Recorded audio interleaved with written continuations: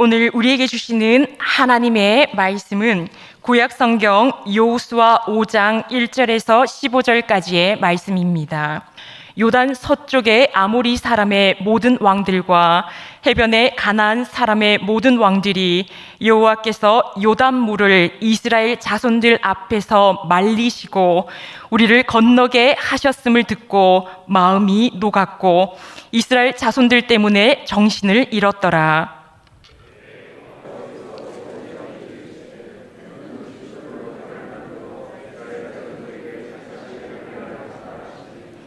여호수아가 부싯돌로 칼을 만들어 할례산에서 이스라엘 자손들에게 할례를 행하니라.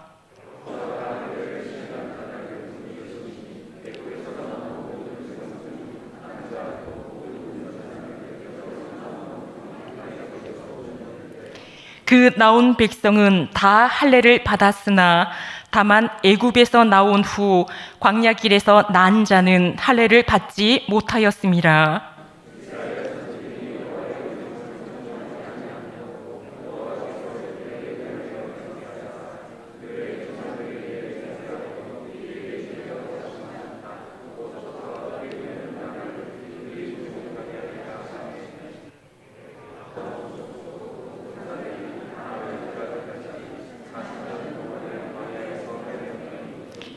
그들의 대를 잇게 하신 이 자손에게 여호수아가 할례를 행하였으니 길에서는 그들에게 할례를 행하지 못하였으므로 할례 없는 자가 되었음이었더라.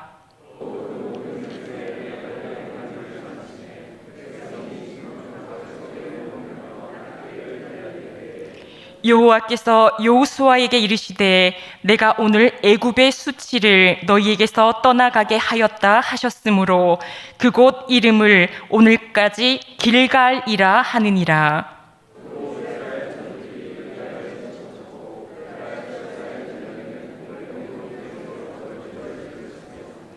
유월절 이튿날에 그 땅의 소산물을 먹되 그 날에 무교병과 볶은 곡식을 먹었더라.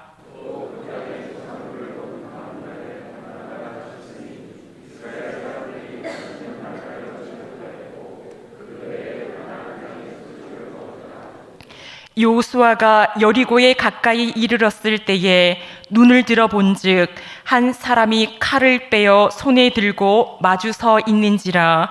여호수아가 나아가서 그에게 묻되 너는 우리를 위하느냐 우리의 적들을 위하느냐 하니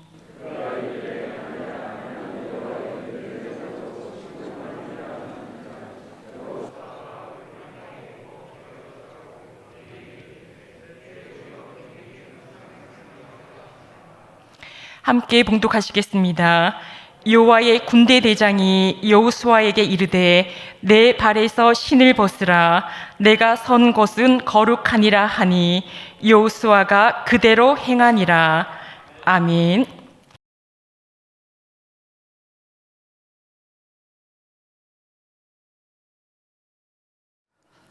이스라엘 백성들이 요단강을 건넜다는 소식을 이제 가나안 민족들이 듣습니다.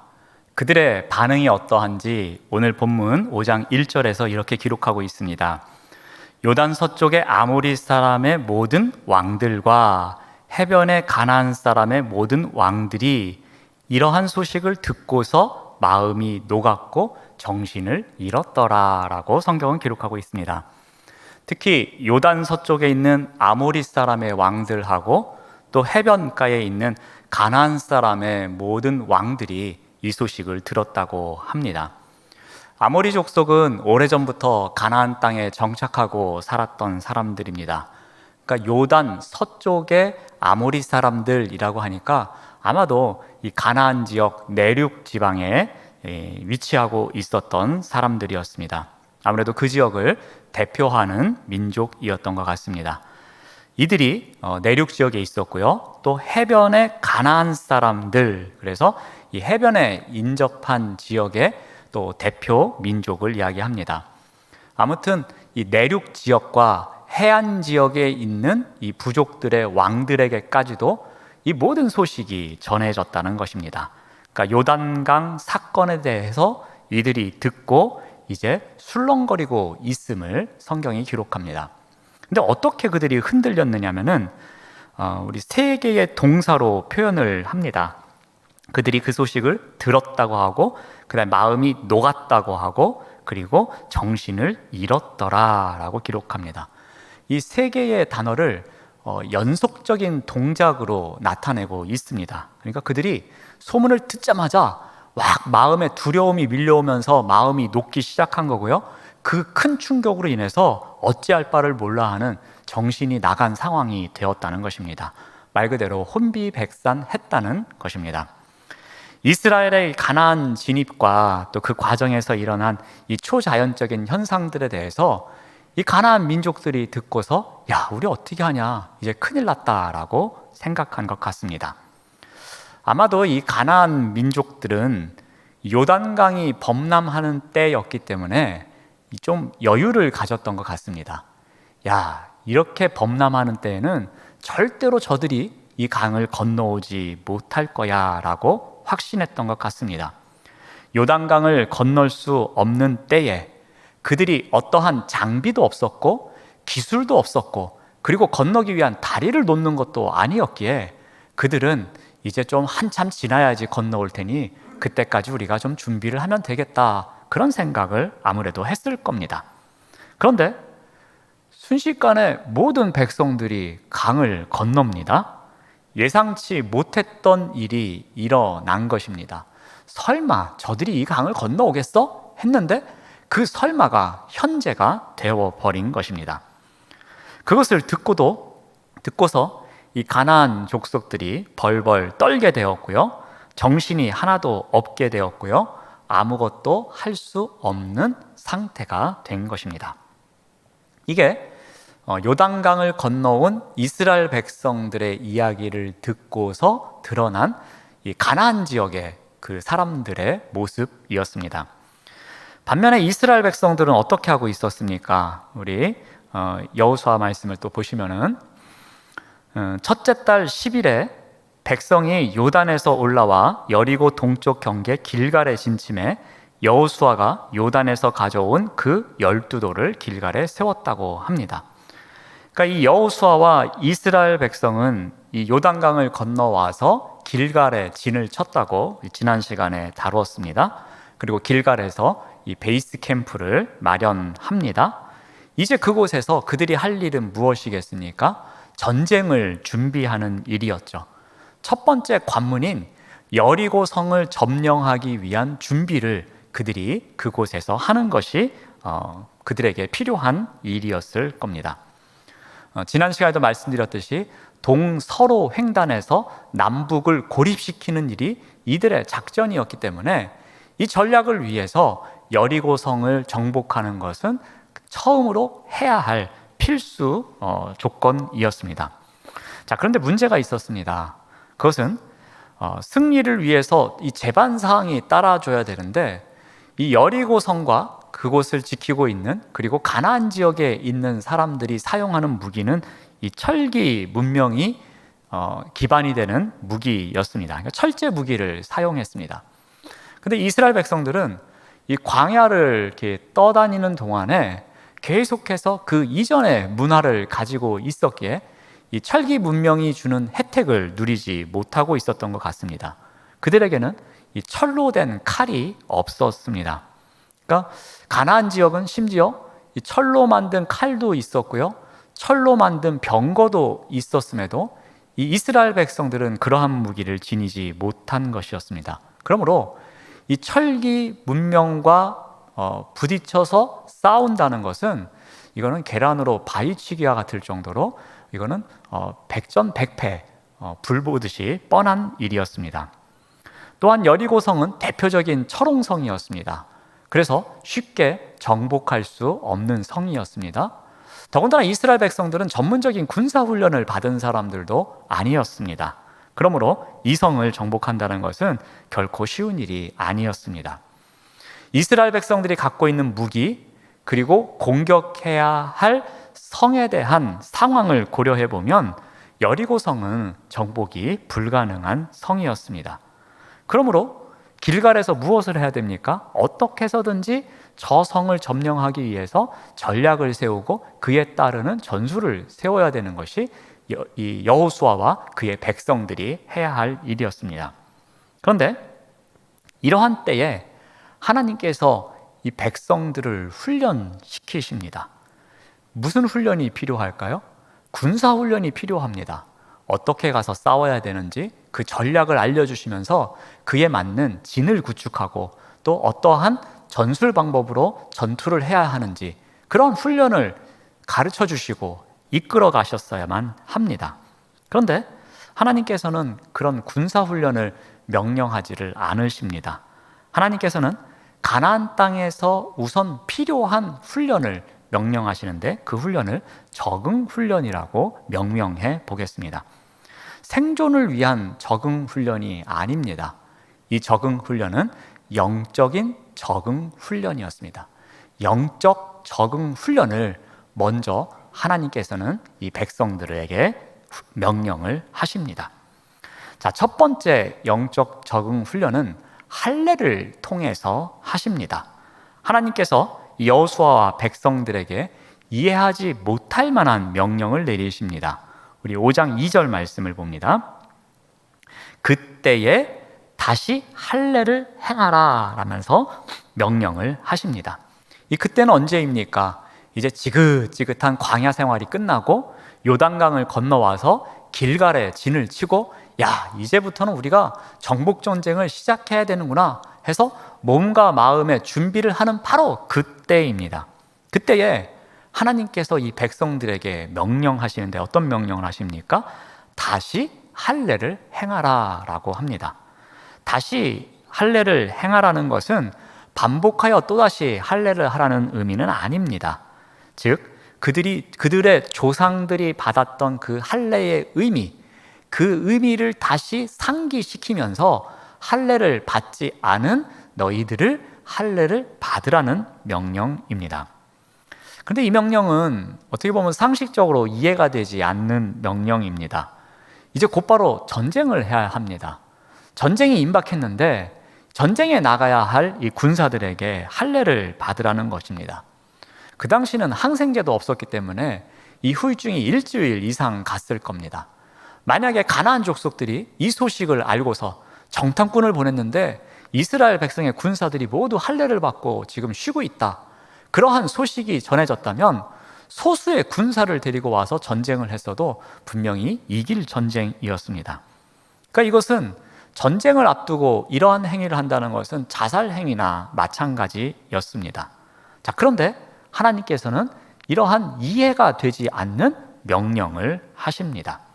여리고와의 전투를 앞두고 할례를 받으시라고 하는데 그 이유가 무엇이겠습니까?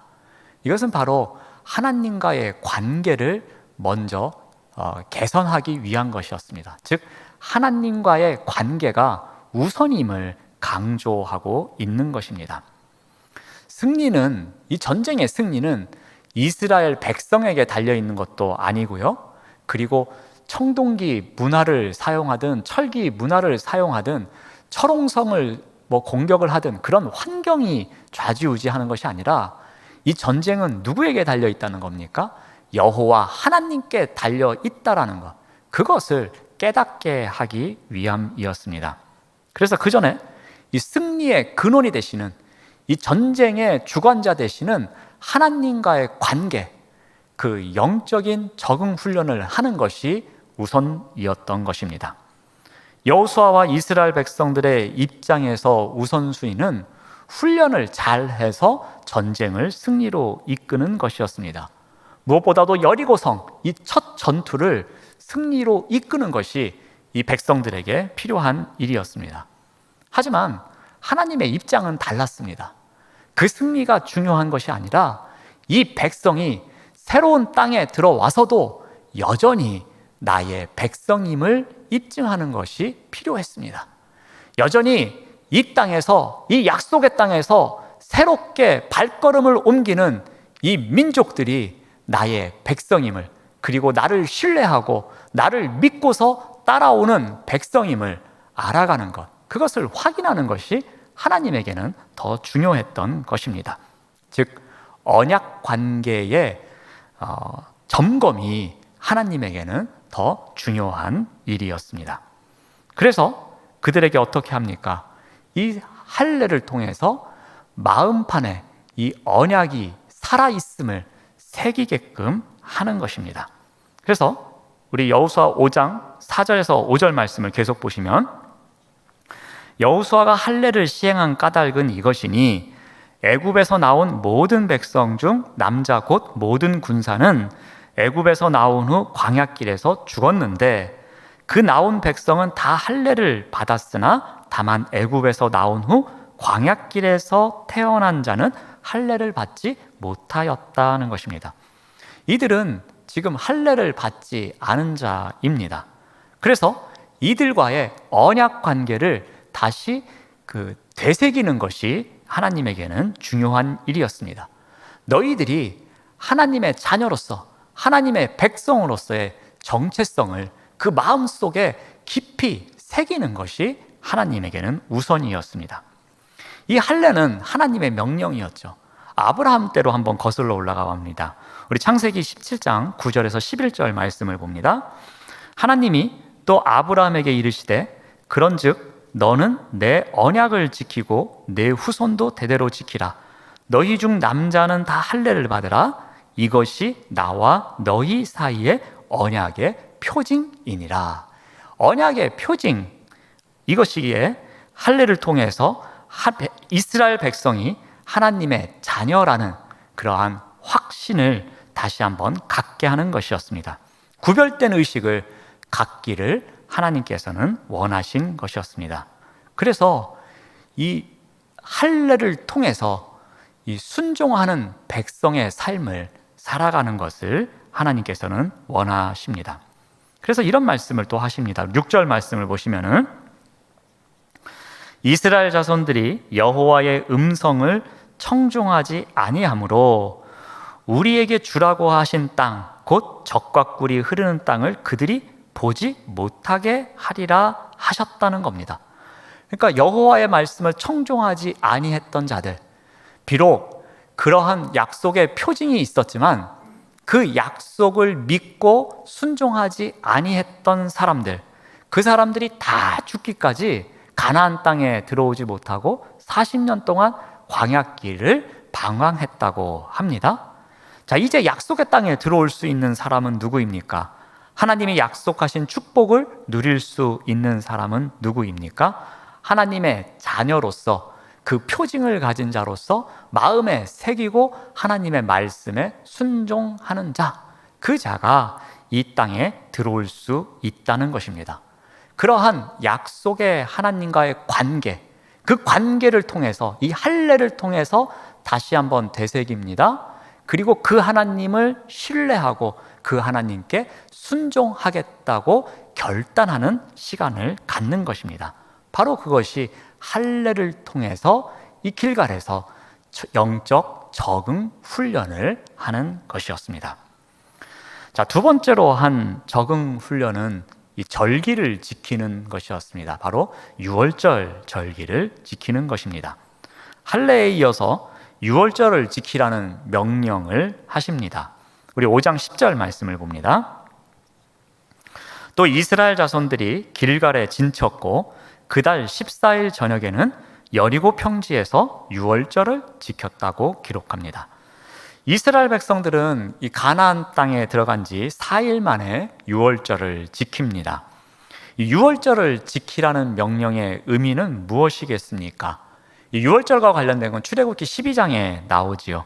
그래서 이스라엘 백성들이 하나님의 말씀에 순종을 합니다. 그래서 양을 잡아서 그 피로 집 문설주와 문 임방에 그 피를 바르지요. 그리고 고기를 구워서 이 무교병과 쓴나물을 곁들여서 먹습니다. 하나님은 이 사람과 짐승을 구별하지 않고 애굽에 있는 처음 태어난 자를 심판하시죠. 그런데 이 이스라엘 백성에게는 그 재앙이 넘어가게 합니다. 그래서 유월절이라는 절기가 생기게 된 거죠. 바로 이 절기를 통해서 이 430여 년 동안 노예로 있던 이스라엘 백성들이 출애굽을 하게 된 것입니다. 결정적인 계기가 된 일이 바로 이 사건이었죠. 그래서 이 사건을 기념하기 위해서 절기를 지키는 것이 유월절이었습니다. 이 유월절을 오랜 시간이 지난 다음에 다시 지킬 것을 명령하십니다. 그 이유가 무엇이겠습니까? 애굽 땅에서 자유함을 얻고 광야를 지나서 가나안 땅까지 오게 된 것, 이 모든 과정이 누구의 은혜라는 것입니까? 하나님께서 베푸신 은혜와 은총이 있었기에 가능했다라는 겁니다. 그러므로 이 새로운 땅에서, 약속의 땅에서 새 출발하는 이들이 이 사실을 잊어버려서는 안 되는 것이었습니다. 그래서 유월절을 통해서 다시 영적 적응 훈련을 시키고 있는 것입니다. 그런데 이 절기를 지킴과 동시에 또 하나의 사건이 일어납니다. 우리 5장 11절 말씀을 봅니다. 유월절을 지키고 이튿날이 되었습니다. 그래서 그 땅의 소산물을 먹게 됩니다. 그날에 무교병과 볶은 곡식을 먹습니다. 또 그 땅의 소산물을 먹은 다음 날에 만나가 그칩니다. 이스라엘 사람들이 다시는 만나를 얻지 못하였다고 기록하고 있습니다. 그리고 그 해부터 가나안 땅의 수출을 먹게 됩니다. 이스라엘 백성들은 광야에서 40년 동안 만나를 먹었습니다. 40년 동안 만나는 한 번도 중단된 적이 없었습니다. 그러나 이스라엘 백성들은 이 가나안 땅에 들어와서 유월절을 지킨 이후에 이 만나가 그치고 그 땅에서 나는 가나안의 곡식을 먹게 되었습니다. 말 그대로 젖과 꿀이 흐르는 땅에서 나는 수출을 먹고 살게 되었다는 것입니다. 그런데 이 만나로부터 그 땅의 곡식을 먹는 그 중심에, 그 전환점의 중심에 무엇이 있었습니까? 유월절을 지키는 그러한 행함이 있었죠. 이 유월절을 지키는 행위를 통해서 그 만나가 내리고 안 내리고가 바뀌게 된 것입니다. 이런 전환이 일어나게 된 것입니다. 이제 새로운 땅에서 새로운 방식의 적용이 필요하게 된 것입니다. 이제는 하나님께서 주시는 그 하늘에서 내려오는 만나가 아닌 자신들의 노동의 수고를 통해서 얻는 곡식의 소출을 먹어야 함을 가르쳐주고 있는 것입니다. 그런데 중요한 것은 이것 또한 무엇이 필요하다는 거죠? 하나님의 은혜가 필요하다는 것입니다. 새로운 방식으로 이제 하나님께서 다른 은혜의 방식으로 은혜를 내려주신다는 것입니다. 이전에는 만나라는 은혜를 주셨지만 이제 그 땅에서 너희들이 땀 흘리는 만큼 소출을 할 수 있는 그러한 은혜로 또 함께 하시겠다는 것을 나타내고 있습니다. 만나가 끝났다고 해서 하나님의 은혜가 끝난 것이 아닙니다. 만나가 끝났다고 해서 하나님을 신뢰하는 믿음이 끝났다는 것이 아닙니다. 만나가 끝났지만 그 이후에는 방식이 달라지지만 하나님의 은혜는 계속될 것을 이야기하고 있는 것입니다. 새로운 방식에 적응하는 또 다른 훈련을 시키고 있는 것입니다.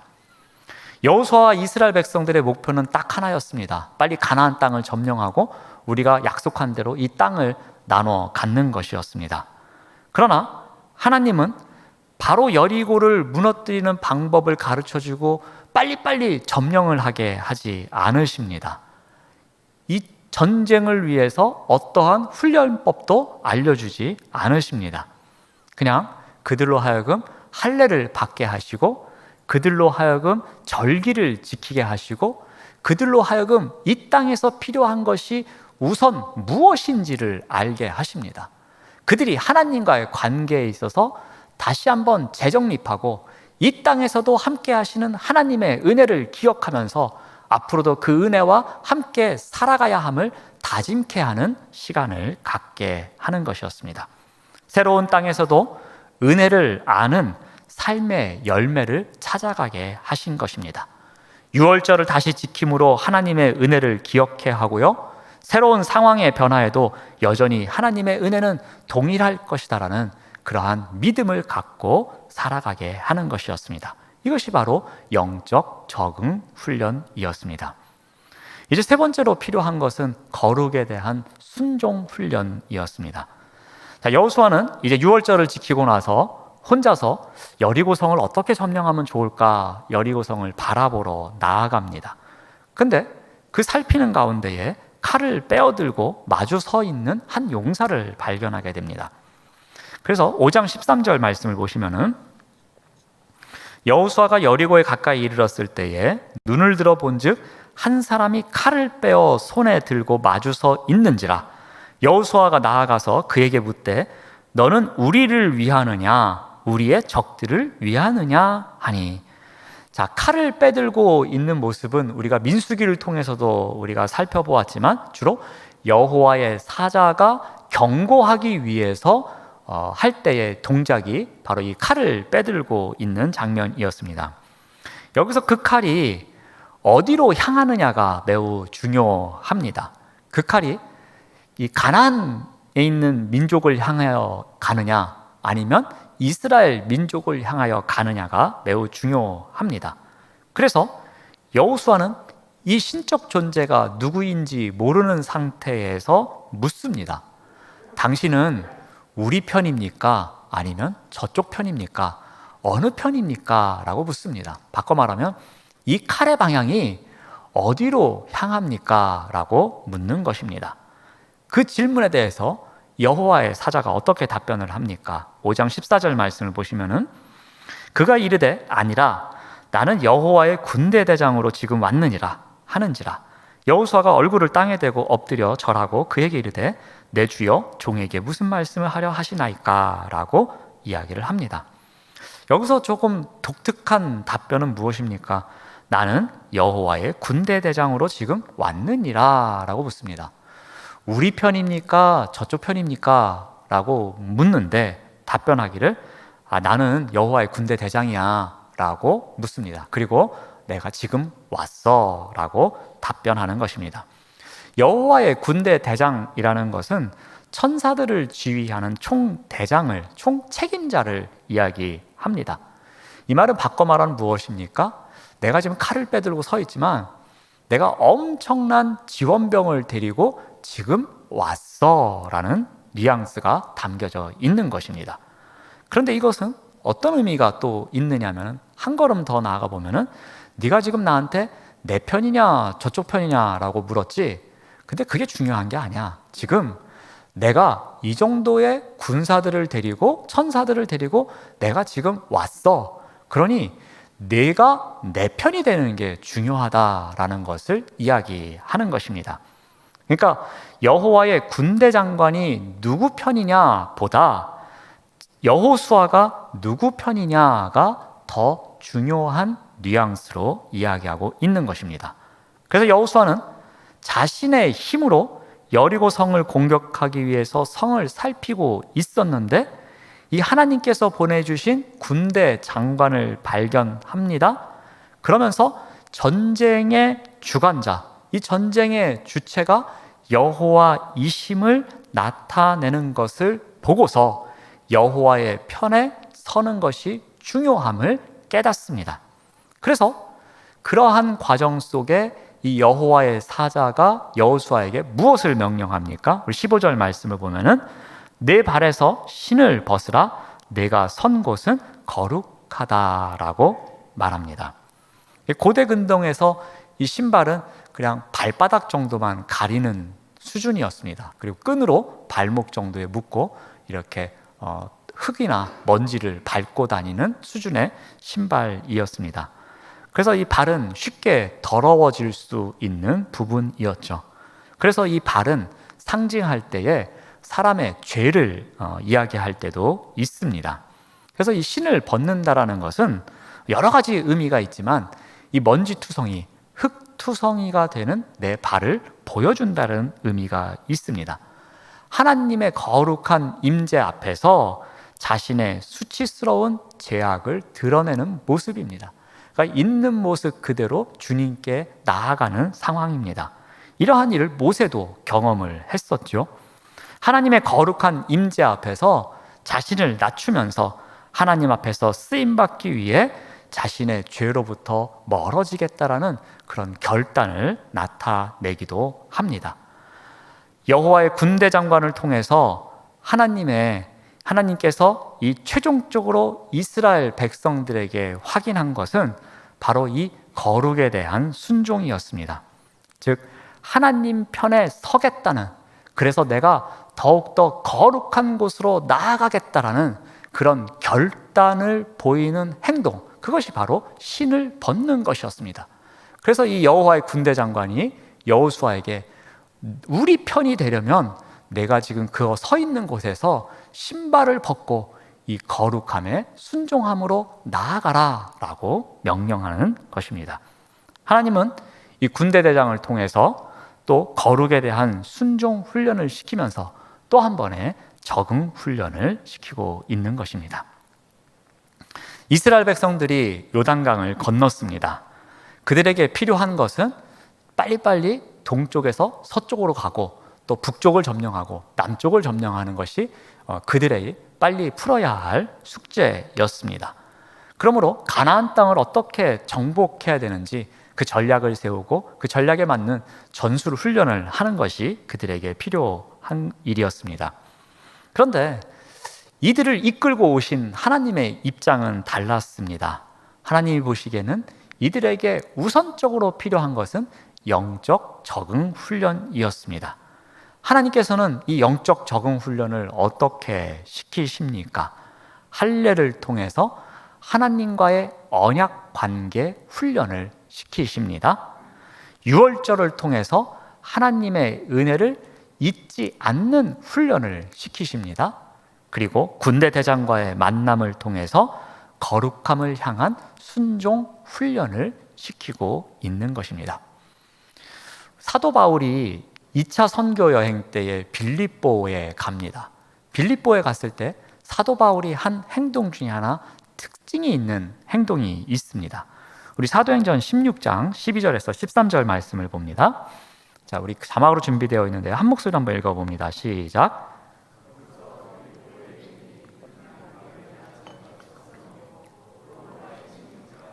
이 성에서 수일을 유하다가 안식일에 우리가 기도할 곳이 있을까 하여 문 밖 강가에 나가.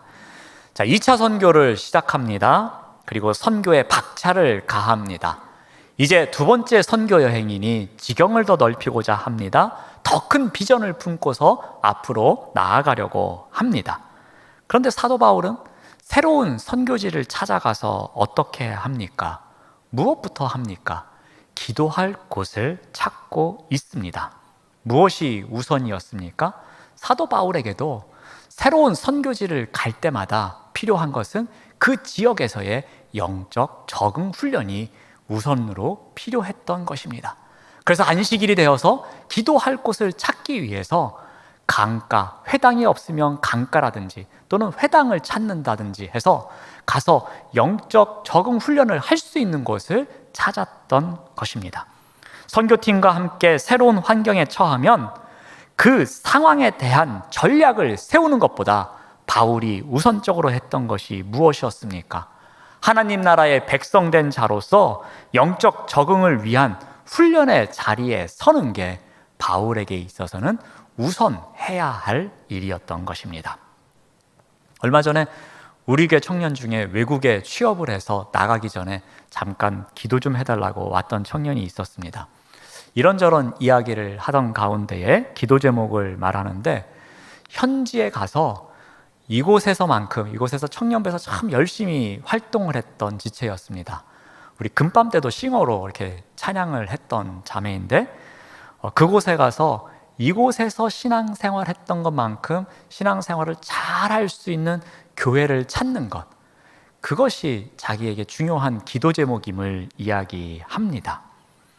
우리 이사나 또는 유학, 또 이제 신방을 하다가 저희 교회에 어떻게 오셨냐고, 그러면 몇 년 전에 이쪽으로 이사를 왔는데 교회를 찾다가 어떻게 하다가 영흥교회를 알게 되고 그래서 오게 되었다는 이야기들을 많이 하십니다. 그분들의 다 공통점은 무엇입니까? 상황이 바뀌었을 때에, 나의 상황이 이전과 달리 변하고 있을 때에 그때에도 가장 중요한 것, 우선되는 것이 그곳에서 또는 그러한 때에 나의 영성이 어떻게 적응을 할지, 어떻게 이 환경의 변화에 따라서 나의 신앙이 흔들리지 않고 이전보다도 더욱 성숙한 삶을 살아갈 수 있을지, 이것이 우선인 삶을 살아가는 사람들의 이야기입니다. 어디를 가든지 우리 또한 중요한 것이 있습니다. 어떠한 환경의 변화가 있든지 우선이 되어야 하는 것이 있습니다. 바로 그것은 영적인 적응일 것입니다. 환경의 변화를 겪고 무엇이 우선이 되어야 하는지 고민하고 할 때에 대부분 생존을 위한 적응이 우선이라고 생각합니다. 이 지역이 어떻고 이러한 상황이 어떠하니까 생존을 위해서는 이것부터 하고 저것부터 하고 그것부터 계산하고 계획을 세우는 게 우리의 본성인 것 같습니다. 그런데 중요한 것은 그러한 때에 무엇을 먼저 해야 될까 생각할 때에 무엇보다도 영적 적응이 가장 우선이 되어야 한다는 것을 우리가 꼭 기억해야 할 것입니다. 코로나 팬데믹도 마찬가지입니다. 이 시대에도 우리가 해야 할 것은 무엇이겠습니까? 어떻게 하면 백신을 어떤 종류의 백신을 맞고 어떻게 하면 뭐 하고 물론 그것도 매우 중요합니다. 그런데 그러한 상황 가운데서도 우리가 끊임없이 영적 적응 훈련을 해나가야 할 것입니다. 그 훈련을 어떻게 해야 합니까? 오늘 본문을 통해서 우리가 3가지를 다시 정리해 봅니다. 하나님과의 언약 관계를 늘 기억하는 훈련을 해야 합니다. 하나님께서 나에게 주신 말씀, 그래서 나를 어떻게 이끌어가고 계시는지, 그 삶 가운데서 하나님께서 원하시는 것이 무엇인지 그 하나님과의 관계에 있어서 우리가 늘 기억하는 훈련을 해야 할 것입니다. 또한 하나님께서 베풀어 주신 그 은혜를 기억하는 훈련을 계속해야 합니다. 우리 여호수아 강해에서는 이 기억에 대한 이야기를 제가 계속해서 반복해서 합니다. 그 하나님의 은혜를 기억하는 것, 그 자체가 굉장히 중요하기 때문입니다. 또한 거룩을 향한 이 순종의 삶, 이 삶을 위해서 끊임없이 노력하는 훈련이 있어야 할 것입니다. 이것이 바로 우리가 이 시대에 필요한 영적 적응 훈련입니다. 이 훈련을 끊임없이 해나가시는 우리 모두가 되시기를 바랍니다. 기도하겠습니다. 하나님 감사합니다. 이전에 경험해보지 못했던 어려움이 많은 시대에 살아가고 있습니다. 그러나 눈앞의 상황에 분주하게 이끌려가는 삶보다 영적 적응이 우선인 삶을 살아서 오히려 상황을 이끌어가는 인생이 될 수 있도록 인도하여 주시옵소서. 예수님의 이름으로 기도드립니다. 아멘.